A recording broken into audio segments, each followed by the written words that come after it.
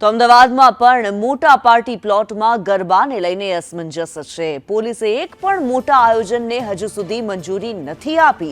Police પાસે 82 જેટલી અરજીઓ આવી છે, તેમાંથી એક પણને મંજૂરી નથી મળી.